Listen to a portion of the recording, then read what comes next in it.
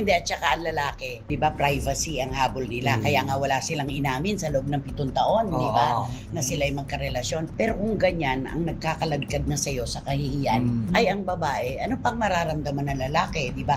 Sigurado marami nagpayo kay Willie na, pre, delikado ka dyan. Baka mamaya kung ano-ano pa ang issue na palabasin yan laban sa'yo. At I'm sure may mga ganung mangyayari. Makita mo, nagsasalita na naman ako. I'm sure meron na namang lalabas dyan na, Kesyo, ikaw may alam ka dito, yung tungkol sa pera, alam mo yan.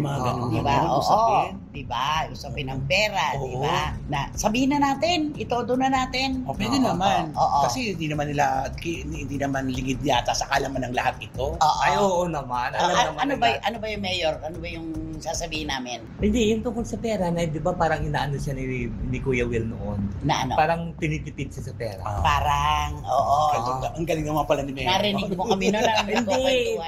Nabalitaan mo na rin. Nabalitaan ko na rin. At saka di ba, kung nung una wala silang closure, ito na ngayon talagang may closure na talaga. Dahil sa viral video. Oo. Inilagay niya sa kahihiyan si Willie Revillame at wala pong lalaki na papayag na ang isang relasyon ay magkaganito sa bandang dulo. Yung pong usapin ng pera, matagal na pong ikinukwento ni Sugar sa kung kani-kanino, lalo na po sa gawi kong kanan.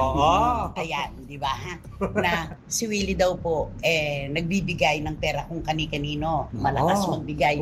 Pero sa kanya, tinitipid siya. Magsalita ka, attorney.